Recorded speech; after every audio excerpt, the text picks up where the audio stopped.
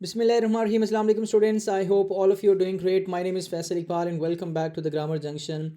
Students, we had a very great session in which we discussed almost every aspect of your paper.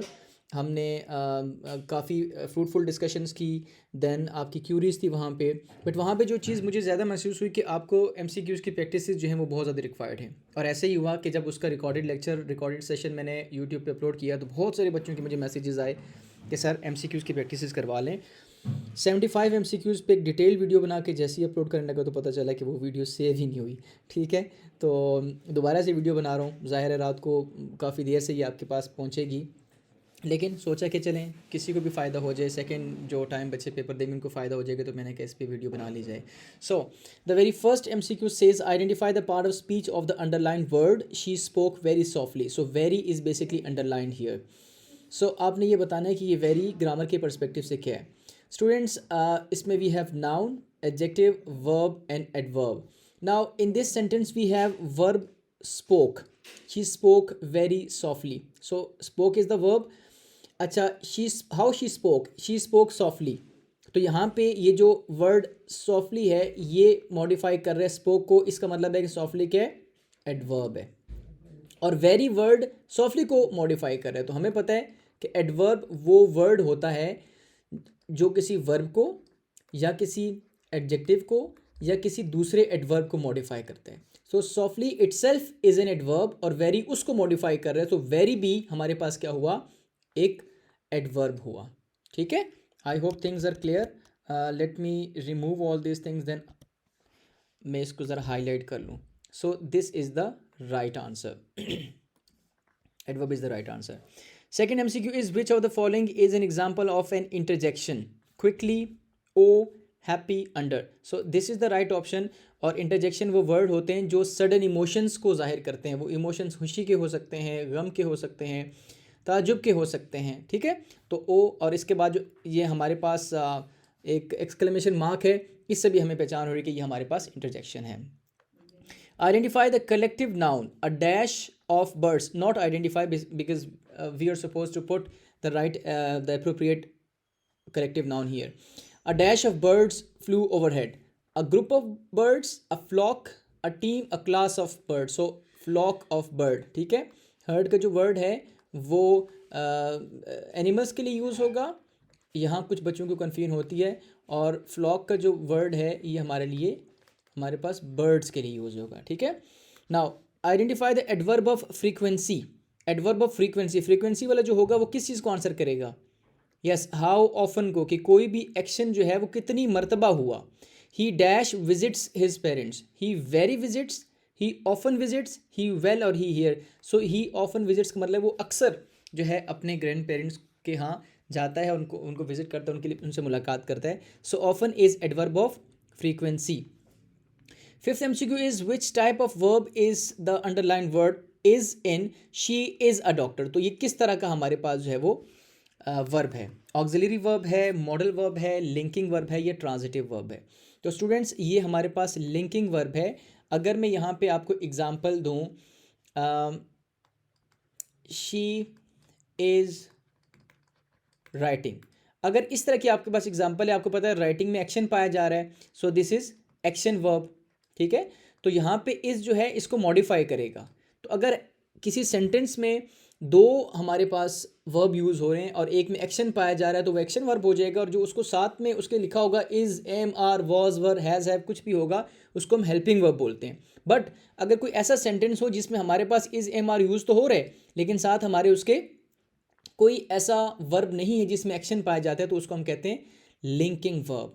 ठीक है, I hope you got this. अगर मैं modal verb की बात करूं तो मैं इसकी एग्जांपल सर यहाँ पे लिखूं, I can swim. Again you can see we have two verbs, can and swim. तो स्विम में हमारे पास एक्शन पाया जा रहा है तो दिस इज एक्शन वर्ब, और कैन जो है हमारे पास खास किस्म के फंक्शंस परफॉर्म करता है, यहाँ पे एबिलिटी का फंक्शन परफॉर्म कर रहा है, so this is a modal verb. ठीक है, ट्रांजिटिव वर्ब वो होगा जिसके आगे उसको ऑब्जेक्ट चाहिए होगा।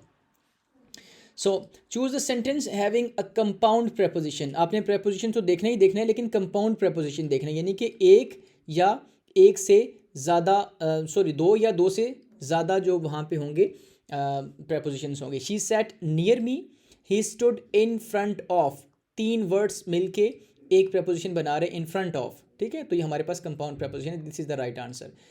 They ran quickly, I will call you later. So this is the option B is basically the right answer. So choose the correct form of future perfect tense. अच्छा, अब आप, मैं MCQs को पढ़ने से पहले ना उस यहाँ से लेकर यहाँ तक पढ़ के इसका एनालिसिस खुद से करता हूँ. तो आपने भी पेपर में ये करना है कि आपको से जब पूछा गया फ्यूचर परफेक्ट टेंस, तो आपको पता है कि फ्यूचर में हमारे पास विल शेल लाजमी इस्तेमाल होता है, ठीक है. तो अब यहीं से अगर आप इसके ऑप्शंस देख लें, completes, completed, has completed and will have completed, तो विल इन चारों ऑप्शन में सिर्फ एक में आया है, तो मोस्ट प्रोबेबली यही आंसर है, ठीक है. Not probably, I am sure कि यही आंसर है, क्योंकि हमने टेंसेस की वीडियोस में देखा था कि फ्यूचर टेंस में विल या शेल लाजमी इस्तेमाल होता है. Now look at the 8th MCQ. Which pattern is used in the sentence? She gave him a gift. Now she is subject, gave is verb, him object है और gift भी object है. So we have SVOO यानी कि subject verb, and we have 2 objects in this sentence. One is direct and one is indirect. Very good. And let's have a look on 9th MCQ. Identify the adjectival phrase. The boy in the red shirt is my brother. Now the boy in the red shirt is my brother, my brother. तो adjectival phrase वो phrase होगी जो किसी noun या pronoun को modify करेगी. तो इस सेंटेंस में आप देखें, the boy is my brother, this was the sentence. अब कौन सा बॉय? In red shirt. तो ये जो इन रेड शर्ट लिखा हुआ है ये बॉय को मॉडिफाई कर रहा है, बॉय जो कि हमारे पास नाउन है. तो इस लिहाज से in red shirt is the right answer. It's 12 o'clock. Okay, it's 12 o'clock. अब देखें 12 बजे वीडियो में बना रहा हूँ. विच sentence contains N adverbial phrase. Again adverb का हम कंसेप्ट ले चुके हैं. एडवर्ब वो होगा जो वर्ब को या किसी दूसरे एडवर्ब को या एडजेक्टिव को मॉडिफाई करेगा. The girl with long hair is kind. तो basically the sentence was the girl was kind. कौन सी लड़की? With long hair. तो ये तो गर्ल को मॉडिफाई कर रहा है जो कि नाउन है, ठीक है. तो इसका मतलब है ये एडवर्बियल फ्रेज नहीं है. ही रैन विद ग्रेट स्पीड. ही रैन, वो भागा. कैसे भागा? यानी कि हाउ को आंसर करे. इसका मतलब है कि एडवर्बियल फ्रेज ऑफ मैनर है. विद ग्रेट स्पीड, इस विद ग्रेट स्पीड का जो ताल्लुक है वो रैन के साथ है जो कि हमारे पास वर्ब है. तो इसका मतलब है this is the right answer. फिर भी ऑप्शंस देख लेते हैं. The book on the table is mine. तो the sentence was the book is mine. तो कौन सी बुक? ऑन द टेबल, वो जो टेबल पे पड़ी है वो मेरी है. तो इस पूरे का ताल्लुक, ऑन द टेबल का ताल्लुक किसके साथ है? बुक के साथ है. जिसका मतलब ये कि ऑन द टेबल इस सेंटेंस में हमारे पास क्या है? एडजेक्टिवल फ्रेज है, not adverbial phrase. She has a blue dress, इसमें तो कुछ नहीं है, ठीक है. Now 11th MCQ. In the sentence he gave a cunning reply. What is the connotation of cunning? अच्छा, आपको पता है कि कॉनोटेटिव मीनिंग्स एंड डेनोटेटिव मीनिंग्स मैंने आपके साथ डिस्कस किए थे. डेनोटेटिव मीनिंग्स जो होते हैं वो लिटरल मीनिंग्स होते हैं, डिक्शनरी मीनिंग्स होते हैं. लेकिन कॉनोटेटिव मीनिंग्स वो होते हैं ऐसे वर्ड्स जिनको आप इमोशंस के साथ जो है वो कनेक्ट कर पाते हैं. जैसे फॉर एग्जांपल मैं फैमिली की बात करूं तो मैं कह सकता हूं कि फैमिली, जब मेरे जहन में लफ्ज़ फैमिली आता है तो मेरे जहन में लव आता है, बॉन्डिंग आता है, ठीक है, ठीक है. So these are basically not the literal meanings of the word family but connotative meanings. तो कनिंग का मतलब होता है चालाक, clever and tricky, this is the literal meaning of cunning. Honest, kind, careless, ठीक है. अच्छा जी, तो यहाँ पे चालाक जो है वो, ये तो उसका लिटरल मीनिंग हो गया. Honest, kind, careless. केयरलेस एक नेगेटिव कॉनोटेशन है, काइंड एक पॉजिटिव कॉनोटेशन है, ऑनेस्ट इज एक पॉजिटिव कॉनोटेशन है, क्लेवर एंड ट्रिकी. सो यहाँ पे इसका क्या बनेगा? He gave a cunning reply, clever and tricky reply, honest reply, kind reply, careless reply. तो यहाँ पे वैसे कॉनोटेटिव नहीं होना चाहिए था, यहाँ पे डेनोटेटिव, शायद मैंने गलती से यहाँ पे कॉनोटेटिव लिख लिया क्योंकि यहाँ पे तो हमने काइंड ऑफ सिनोनिम उसको बताना है ना. तो यहाँ पे क्लेवर एंड ट्रिकी है, ठीक है. ये MCQ में आई गेस एक इशू है. Now the denotative meaning of the word snake is, we are suppose to have literal meaning क्योंकि डेनोटेटिव है ना. तो डेनोटेटिव का मतलब क्या है? लिटरल और dictionary meaning. A dangerous person, हाँ, एक शख्स ऐसा है जो आपको धोखा दे दो तो आप कह सकते हैं ही इज़ अ स्नेक, लेकिन वो डेनोटेटिव मीनिंग नहीं होगा. वो कौन सा होगा? वो कॉनोटेटिव मीनिंग होगा. अ reptile, yes this is the right answer, ठीक है. क्योंकि अगर मैं स्नेक बताऊँगा सांप क्या होता है तो सांप एक रेप्टाइल है, ठीक है. अच्छा, 13 MCQ. With what sense does the word bright make in she has a bright future. तो यहाँ ब्राइट से क्या मुराद है? She has a shining future, intelligent, hopeful future या कलरफुल फ्यूचर, ठीक है. उसका ब्राइट फ्यूचर है, ठीक है, शाइनिंग फ्यूचर है, होपफुल फ्यूचर है। अब यहाँ पे मैं अब देखो ये दो इसके पॉसिबल आंसर, इंटेलिजेंट फ्यूचर तो नहीं होता, कलरफुल फ्यूचर नहीं होता, ठीक है, लेकिन यहाँ पे हमने होपफुल के साथ चलना है, ठीक है। अब मैंने आपको पहले बताया था कि एसएलओज में आपके पास एक से ज़्यादा ऑप्शंस भी ठीक हो सकते हैं, बट आपको देखना है कि मोस्ट अप्रोप्रिएट आंसर कौन सा है, ठीक है। तो एक से ज़्यादा आंसर भी ठीक हो सकते हैं, बट जो ज़्यादा। अच्छा, which sentence demonstrates a metaphor, he runs like a deer. Metaphor में क्या होता है, हम डायरेक्ट कंपैरिजन करते हैं, यहाँ डायरेक्ट कंपैरिजन तो नहीं, यहाँ पे लाइक का जो है वो वर्ड यूज़ किया है। लाइक और एज होगा तो वो हमारे पास कंपैरिजन तो होगा, लेकिन वो सिमिली होगा। Time is a thief, time जो है वो एक चोर है, तो this means this is the right answer. Time को डायरेक्टली चोर कह दिया, ठीक है। So this is the direct comparison, so this is the example of metaphor. Which sentence shows personification, personification वो होगा जिसमें हमारे पास कोई एनिमेशन पाई जाएगी, कोई एक्शन पाया जाएगा। The sun is bright, the leaves danced in the wind, तो ये हमारे पास राइट ऑप्शन है। यहाँ पे एक चीज़ आपको बताता चलो, एक मैंने बच्चों के साथ शेयर किया था, एक उनकी क्यूरी थी लव इज़ ब्लाइंड, और वहाँ पे एमसीक्यूज़ में था पर्सोनिफिकेशन एंड मेटाफर। तो बच्चे यहाँ थोड़े परेशान हो रहे थे कि पर्सोनिफिकेशन है या ये मेटाफर है। तो याद रखिए कि जब इस तरह के दोनों ऑप्शंस आपके पेपर में आ जाएं तो आपने ये देखना है कि ये जो हमारे पास सेंटेंस यूज़ हो रहा है इसमें क्या एनिमेशन या इसमें एक्शन है या नहीं है। अगर एक्शन हुआ तब आप पर्सोनिफिकेशन कहेंगे, अदरवाइज वो पर्सोनिफिकेशन नहीं होगा। तो इस केस में हमारे पास जो राइट आंसर है वो मेटाफर है। लव इज़ ब्लाइंड मेटाफर है, न कि पर्सोनिफिकेशन, क्योंकि इसमें एनिमेशन नहीं है, ठीक है। So this is the first set. I hope कि बहुत सारी चीज़ें आपको क्लियर हुई होंगी। चलें जी, this is the second set and let me change the colour of the pen, ताकि थोड़ी सी ज़िंदगी हमारी रंगीन हो जाए। Which sentence is a compound sentence, compound sentence कौन सा होगा, जब दो क्लॉजेज होंगे हमारे पास, और लाजिम बात है दोनों क्लॉजेज कौन से होंगे, वेरी गुड, इंडिपेंडेंट क्लॉजेज होंगे, और उनके दरमियान में कौन सा कंजंक्शन होगा, कोऑर्डिनेटिंग कंजंक्शन, यानी fan boys. She went home, ये तो एक ही हमारे पास क्लॉज है। She was tired so he slept early, because she was tired she slept early, sleeping early is good. So this is the right answer, क्योंकि हमारे पास है fan boys, for, and, nor, but, और, yet, सो। देखें fan boys में से सो इस्तेमाल हुआ है, तो अगर फैन बॉयज में से कोई आया तो वो कोऑर्डिनेटिंग कंजंक्शन होता है, तो हमारे सेंटेंस को बनाएगा compound sentence.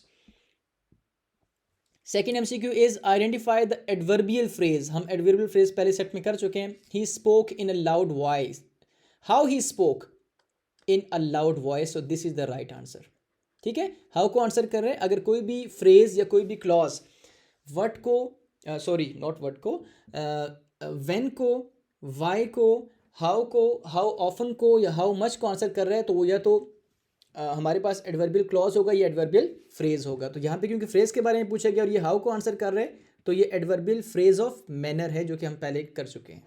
Which of the following is a conditional sentence, conditional sentence कौन सा होता है जिसमें इफ या व्हेन आता है। व्हेन सिर्फ जीरो कंडीशनल में आता है, when you heat water at 100 degree Celsius it boils, ठीक है। लेकिन बाकी में जो है सेकंड कंडीशनल में, थर्ड कंडीशनल में या मिक्स कंडीशनल में जो है हमारे पास इफ आता है। Fourth MCQ is identify the type of clause in I know that he is honest. What type of clause, adjectival clause है, एडवर्ब है, नाउन है, मेन क्लॉज है। अच्छा, आई नो मैं जानता हूँ, मैं क्या जानता हूँ, मैं ये जानता हूँ। I know that he is honest, that he is honest जो है बेसिकली व्हाट को आंसर कर रहे हैं, ठीक है। I know this, what I know, मैं क्या जानता हूँ, दैट ही इज ऑनेस्ट, तो ये कौन सा क्लॉज हुआ, ये हमारे पास नाउन क्लॉज हुआ, ठीक है। चलें जी, fifth MCQ is which sentence shows personification. Again हम देखेंगे किस में एक्शन पाया जा रहा है, किस में एनिमेशन पाई जा रही है। The stars shine brightly, the wind whispered, हवा जो है वो सरगोशी कर रही है, तो this is the right answer. Choose the correct article, he is dash honest man, he is an honest man, ठीक है। हमारे पास ये पेरेंटली इट सेज एच, लेकिन इसकी मैंने आपको निशानी बताई थी कि उसको उर्दू में लिखिए, ऑनेस्ट को उर्दू में हम ऐसे लिखेंगे, ईमानदार नहीं लिखेंगे, ठीक है। तो अगर वो लफ्ज़ अलिफ से या अलिफ मदा से स्टार्ट हो रहा है, दिस मीन्स कि वो हमारे पास वॉल साउंड कर रहे हैं, ठीक है। तो जब कोई भी वॉवल से या वॉल से स्टार्ट होगा तो हम उसको कहेंगे, उससे पहले एन लगाएंगे। Identify the kind of sentence, close the door, declarative, interrogative, imperative, exclamatory. So close the door का मतलब है दरवाज़ा बंद करो, ये एक ऑर्डर है। अगर प्लीज़ क्लोज द डोर या क्लोज द डोर प्लीज़ होता तो वो भी हमारे पास इम्पेरेटिव ही होता। इम्पेरेटिव मतलब ऐसा जुमला है जिसमें कोई हुक्म दिया जाए, तो ये हुक्मिया जुमला है, ठीक है। Now eighth MCQ is which word is an abstract noun? Table, honesty, boy and car. Yes, abstract noun वो होता है जिसकी कोई फिजिकल फॉर्म नहीं होती, जिसको हम टच नहीं कर सकते, तो ऑनेस्टी, ईमानदारी। Identify the type of sentence although he was tired he completed his task. तो मैंने देखा ये ऑल्दो जो है एक ऐसा कंजंक्शन है जो कि फैन बॉयज़ में से नहीं है, यानी कि ये सबॉर्डिनेट कंजंक्शन है। So this is a complex sentence. Compound होता तो कोऑर्डिनेट कंजंक्शन होता, सिंपल में तो यूज़ ही नहीं होता, और कंपाउंड कॉम्प्लेक्स होता तो कोऑर्डिनेट भी होता और एक सबॉर्डिनेट भी होता, तो यहाँ पे तो कंजंक्शन एक ही यूज़ हुआ है, तो ये हमारे पास जो है वो कॉम्प्लेक्स सेंटेंस है। Which sentence contains a relative clause? She is happy, ये तो एक ही हमारे पास क्लॉज है। I met the boy who won the prize, ये जो WH फैमिली है ना, वैसे तो इसमें दैट भी यूज़ होता है, लेकिन अगर WH फैमिली किसी क्वेश्चन को पूछने के लिए इस्तेमाल हो रही है, हु इज़ योर फ्रेंड, तो वहाँ पे वो इंटेरोगेटिव प्रोनाउन होगा। लेकिन अगर वो सवाल पूछने के लिए इस्तेमाल नहीं हो रही, I know the boy who got first position, तो इस तरह के अगर सेंटेंसेस आएंगे तो ये हमारे पास हु वन द प्राइज हमारे पास रिलेटिव क्लॉज है। बाकी में तो वैसे भी बात है कि बाकी तो सारे सिंपल सेंटेंसेस थे ना, तो उसमें तो अगर रिलेटिव क्लॉज है तो कम से कम उसमें 2 क्लॉजेज होने चाहिए ना, ताकि दरमियान में हुआ या दैट लगा होगा, ठीक है। तो यहाँ पे तो टेक्निकली तो हमारे पास सीधा सीधा आंसर है यहाँ पे। Now 11th one is identify the correct passive form of she wrote a letter. ये पास्ट टेंस है, past indefinite. She wrote a letter, उसने खत लिखा। A letter was written by her, तो ये तो आपको डायरेक्टली खुद से करना है, ठीक है। A letter was written by her, yes this is the answer. तो इस तरह के सेंटेंसेस में don't look at the options, उससे आप कंफ्यूज हो जाएंगे। खुद से उसको सॉल्व करें, कोशिश करें। अगर आपको पैसिव वॉइस आता है, उसको कन्वर्ट करना, वॉइसेस का कंसेप्ट क्लियर है, तो आप खुद से करें, फिर उसके ऑप्शंस देखें। 12th one is which of the following is a modal verb? Run, can, happy, quickly. अभी मैंने आपको ऊपर एग्जांपल दी थी, आई can swim.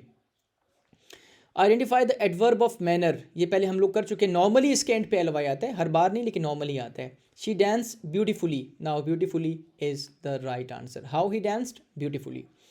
14th MCQ is which sentence demonstrates a simile? Comparison होगा और एज और लाइक के साथ होगा।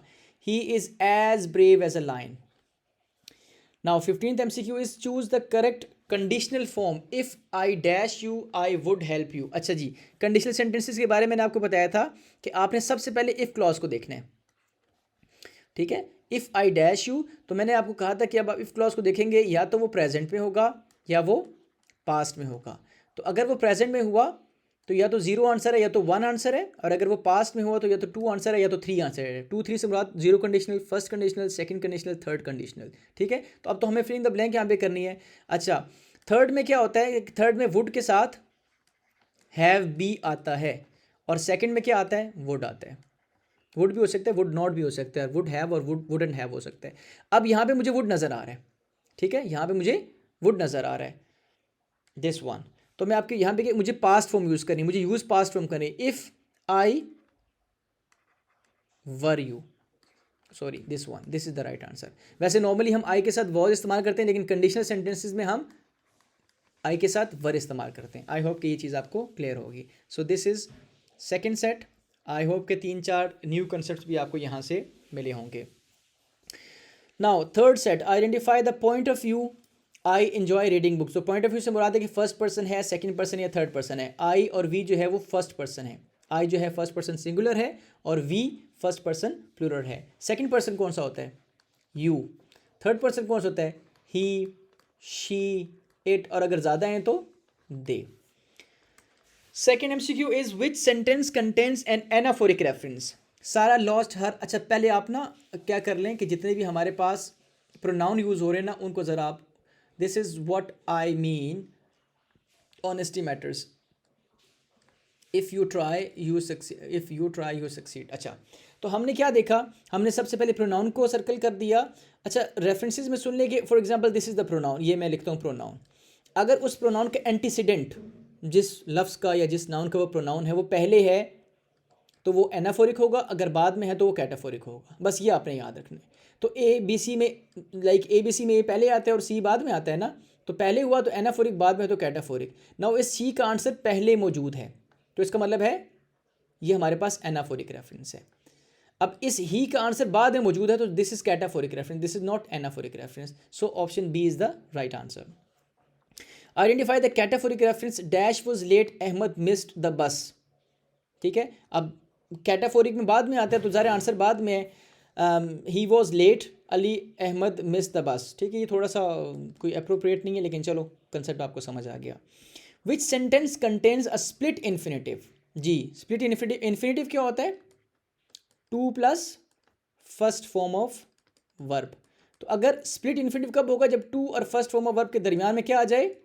एडवर्ब आ जाए। तो अब हम देखते हैं टू और फर्स्ट फॉर्म ऑफ के दरमियान में कहीं पे एडवर्ब है। नॉर्मली एडवर्ब ये एल वाई वाला होता है, यानी कि एडवर्ब ऑफ मैनर होता है। ज़रा कलर चेंज कर लें।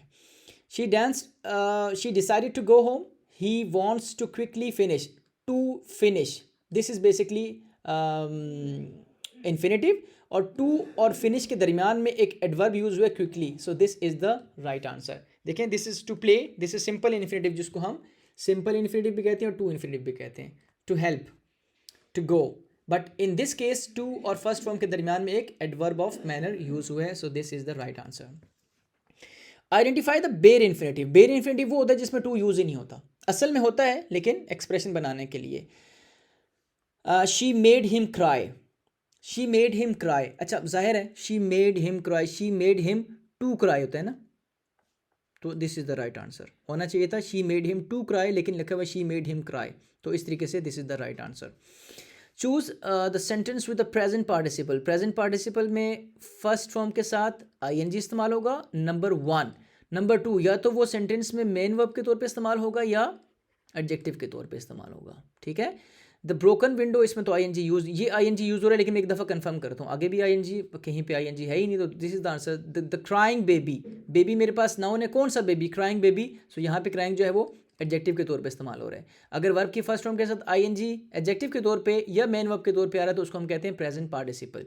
ठीक है, जितने भी कॉन्टिन्यूस टेंसेज हैं, present continuous, past continuous, future continuous, उनके वो जो है उनके जो वर्ब यूज होते हैं, मेन वर्ब यूज होते हैं, उसको हम कहेंगे present participle. Choose sentence with past participle. Past participle क्या होता है? Third form of verb. Present में आईएनजी लाजमी आता है, ये बयान किया है मैंने अभी ना। और थर्ड जो है, जो थर्ड फॉर्म ऑफ वर्ब है, उसको पास्ट पार्टिसिपल कहते हैं। कंसेप्ट आगे सेम है, या तो वो मेन वर्ब के तौर पे होगा या एडजेक्टिव के तौर पे होगा।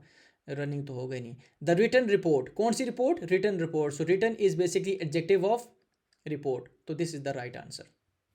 ये तो दोनों आईएनजी फॉर्म है ना।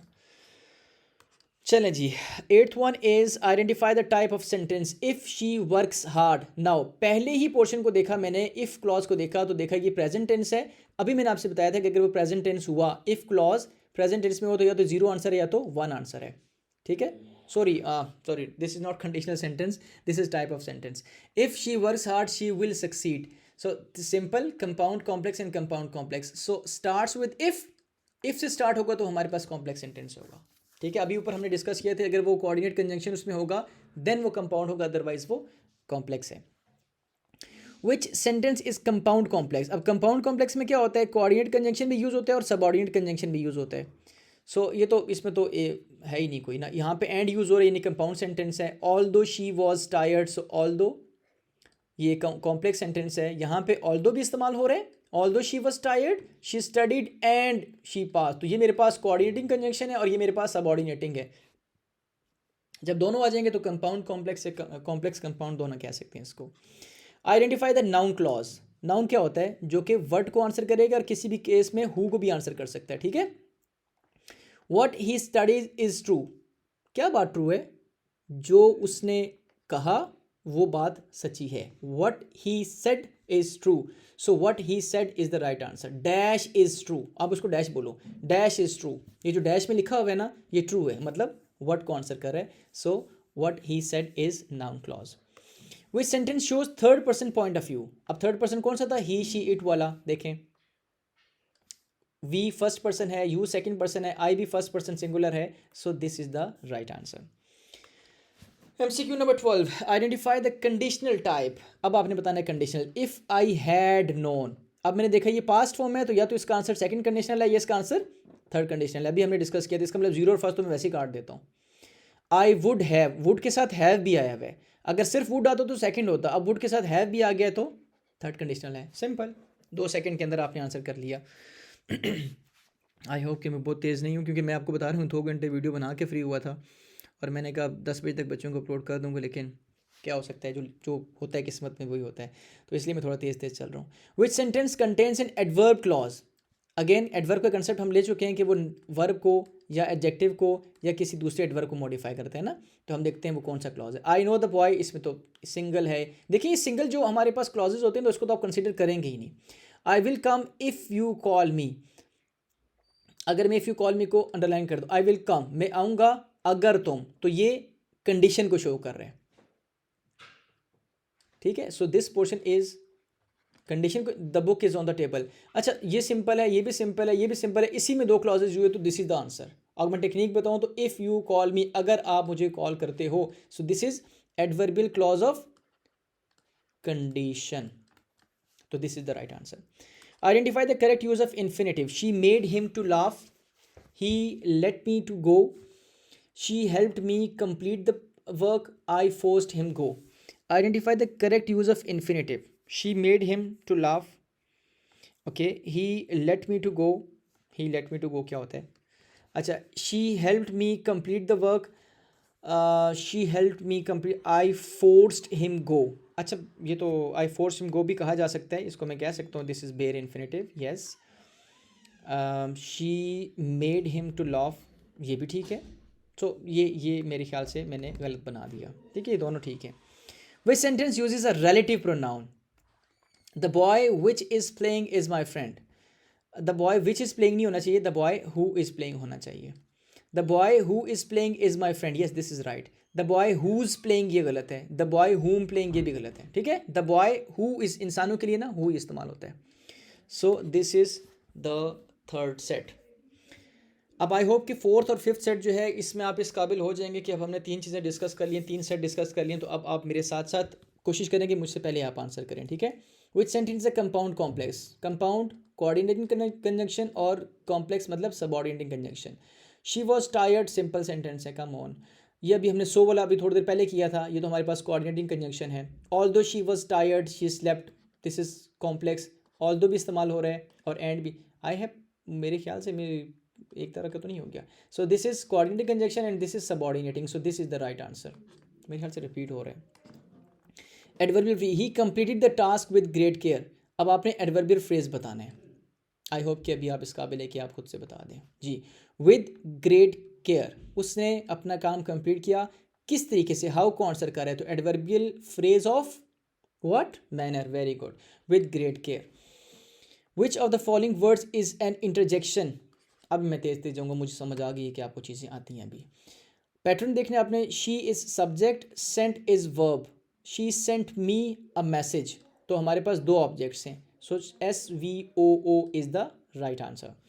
विच sentence demonstrate a metaphor? Direct comparison होगा। He is like a lion, नहीं इसमें तो लाइक इस्तेमाल हो रहा है। He is a lion in a battle, yes this is direct comparison, वो जंग में ना शेर है। ही फॉर ब्रेवरी और he look strong, so option B is the right answer.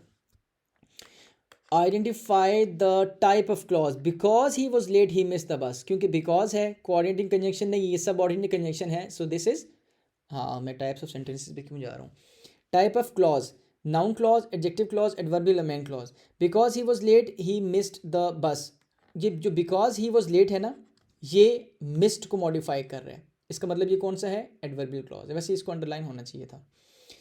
Choose the correct future perfect, future में मुझे ये पता है कि विल लाजमी आता है, तो यहाँ पे भी विल है और यहाँ पे भी है, ठीक है। आगे देखते हैं, परफेक्ट, फ्यूचर परफेक्ट, परफेक्ट में थर्ड फॉर्म ऑफ वर्ब इस्तेमाल होती है, will complete, will have completed, so this is the right answer.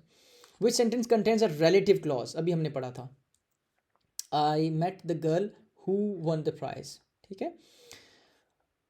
अच्छा जी, identify the collective noun, very easy for you. Collective noun, group, crowd, team, bunch. A dash of players, a group of players, crowd of players, a team of players, players की team होती है, ठीक है। Which sentence shows personification, जिसमें action होगा, the sun is hot, the wind howl, ठीक है, howling क्योंकि वो गीदड़ करते हैं ना, so this is the right answer. Pick the sentence with the compound preposition, एक से ज़्यादा होंगे, इन फ्रंट ऑफ, हमारे पहले सेट में भी इन फ्रंट ऑफ ही आया था, कुछ डिफरेंट कर लेते यार. Identify the connotation of slim in he has a slim figure.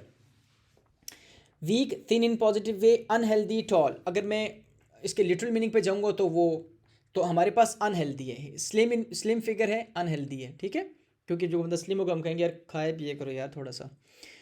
Which sentence carries an adverbial phrase. The boy in blue is my friend. The boy in dash is my friend. तो ये मेरे पास noun phrase है. She spoke with confidence. How, again ये with confidence जो है ये हमारे पास एडवर्बियल फ्रेज है. So this is the right answer. 14th one is identify the part of speech of the underlined word she runs very fast. Underline तो किया ही नहीं है. वेरी फास्ट जैसे हमने सबसे पहले नहीं किया था. फास्ट इज बेसिकली एडजेक्टिव और ये उसको मॉडिफाई कर रहा है. सो वेरी के परस्पेक्टिव से देखा जाए तो ये हमारे पास क्या है, adverb. Which sentence is imperative, जिसमें हुक्म दिया जाएगा या जिसमें कोई रिक्वेस्ट की जाएगी यानी कि इल्तिजा की जाएगी. She is happy, are you ready, please close the door now. इस पर रिक्वेस्ट की जा रही है. So this is the right answer. Let's move towards the last practice set and the very first MCQ is, इस बार हम जामनी colour से लिखते हैं. Which sentence contains an oxymoron? Oxymoron में क्या होता है, दो opposite ideas होते हैं लेकिन इकट्ठे होते हैं. अगर वो इकट्ठे नहीं होंगे तो एंटीथीसिस हो जाएगा. He is very tall, he is a deafening silence, it was a deafening silence. हाँ, deafening silence. This is the right answer. ठीक है, these two are opposites. Identify the hyperbole. Hyperbole या हाइपरबोल दोनों कह सकते हैं जिसमें मुबालगा आराई होगी, जिसमें एग्जैजरेशन होगी. मुबालगा आराई. He is as brave as a lion, I have told you million times. मैं आपको 10 लाख दफ़ा बता चुका हूँ. ठीक है, so this is exaggeration. Which of the following is a proper noun. Proper noun हमेशा कैपिटल लेटर से स्टार्ट होता है. वैसे इस निशाने से भी पता चल जाएगा. ठीक है, तो अली किसी शख्स का नाम है. Identify the dative case. Now dative case क्या होता है, she gave him a gift. अच्छा, इसमें ना आप थोड़ा सा घबरा सकते हैं, थोड़ा सा परेशान बच्चे हो सकते हैं इस तरह के एमसीक्यू में, क्योंकि ये ना लिखने का स्टाइल है she gave him a gift. तो असल में क्या था, हमने वर्ब को देखना है सबसे पहले. शी गेव, उसने दिया. उसने क्या दिया, उसने हिम दिया या उसने गिफ्ट दिया. ठीक है, तो उसने गिफ्ट दिया. बेसिकली सेंटेंस है she gave a gift to him. इस तरीके से बनता है, लेकिन ये लिखते हुए हम इसको इस तरीके से लिख सकते हैं, बच्चे इस वजह से परेशान हो जाएंगे. तो gift is direct object and him is indirect object. ठीक हो गया. तो डेटिव केस में क्या होता है, एक्यूजिटिव जो है वो डायरेक्ट ऑब्जेक्ट और डेटिव जो है हमारे पास इनडायरेक्ट ऑब्जेक्ट. तो इनडायरेक्ट ऑब्जेक्ट में हमारे पास हिम है. ठीक हो गया. Identify the vocative case. Ahmed please open the door. तो वोकेटिव केस वो होता है जिसमें किसी को बुलाया जाता है, जैसे अहमद बात सुनना. तो यहाँ पे अहमद जो है ये हमारे पास वोकेटिव केस में है. एलिट्रेशन की बात करें तो एलिट्रेशन में कॉन्सोनेंट साउंड जो है वो s sound has been repeated in the very first example. ठीक है, हमारे पास कंसेक्यूटिव जो है वो दो या दो से ज़्यादा वर्ड जो है वो एक ही कॉन्सोनेंट साउंड के स्टार्ट में होते हैं. Identify the simile. बस ये तो हम कर चुके हैं. He is as strong as an ox. Which word is a common noun. River, Ali, Mandi, ये सब कैपिटल लेटर्स हैं. अभी हमने ऊपर डिस्कस किया था. ये थोड़ा ज़्यादा ईजी नहीं हो गया. Identify the metaphor. He is like a line, he is a line. So this is, ये तो बहुत ज़्यादा आसान हो गया. मैं सोचा था 5 वाला सेट ज़्यादा मुश्किल होगा. विच सेंटेंस कंटेंस एजोनेंस. एजोनेंस में क्या होता है, कोई भी वॉल साउंड रिपीट होती है, कोई फ़र्क नहीं पड़ता पहले है, दरमियान में या बाद में. The rain in Spain stays mainly. He is tall, she sings well, she sings. S sound है, ये तो हमारे पास कॉन्सोनेंट साउंड है, तो ये हमारे पास एलिटरेशन है. They went home, he is tall. अच्छा, इसमें आप कर सकते हैं द रेन इन स्पेन. ये हमारे पास ए आई साउंड, ये हमारे पास वॉल साउंड है. ए आई साउंड हमारे पास रिपीट हो रही है. So this is the right answer. ठीक है, ए आई वाली sound. Now this is again A I sound, this is again A I sound. Identify the objective case of pronoun. Objective case pronoun. He, she, they, him. He का objective case होता है him, she का होता है हर, दे का होता है them. सो ये हमारे पास ही का ऑब्जेक्टिव केस है, ये सब्जेक्टिव केस है ही, और उसका ऑब्जेक्टिव केस है him. Which sentence is exclamatory. उसके एंड पे एक्सक्लेमेशन साइन आपको नजर आ जाएगा. डायरेक्टली आपको बता दिया मैंने, उसको देखा ही नहीं, पढ़ा ही नहीं. Identify the personification. The leaves danced in the wind. तो यहाँ पे इसमें डांस जो है इसमें एक्शन पाया जा रहा है. 14th one is which word is an abstract noun? Chair, honesty, boy and pen, ये हम पहले कर चुके हैं. Identify the interjection. वाओ, इसके एंड पे आपको एक्सक्लेमेशन मार्क भी नज़र आ रहा है. वैसे ऑनेस्ट स्पीकिंग जो मैंने इससे पहले वीडियो बनाई थी वो इससे ज़्यादा डिटेल थी मुझे लगता है. इसमें मैं बहुत तेज़ी में, क्योंकि मुझे भी टेंशन थी कि कल आपका पेपर है और मेरे ख्याल में कितना टाइम हो रहा है, 12:28 हो रहे हैं. तो अभी मैं अपलोड करूँगा तो आपके पास सुबह कहीं पहुँचेगा, तो जिन बच्चों को सुबह पेपर उनके लिए तो बहुत मुश्किल हो जाएगा. लेकिन मेरी कोशिश थी कि चलो तेज़ी में सही कुछ ना कुछ मैं कर दूँ, हो सकता है बच्चे सुबह देख लें. तो इंशाल्लाह आई होप कि आप इसको देखेंगे और आपको बहुत फ़ायदा होगा. Best of luck. इंशाल्लाह आप पेपर में अगर ये MCQ सारे आपने सुने हैं तो you will be very confident. बहुत सारी दुआएं आपके लिए. कल मिलते हैं विद द आंसर की and I hope you will get 15 out of 15. अल्लाह हाफिज़ एंड स्टे ब्लेस्ड.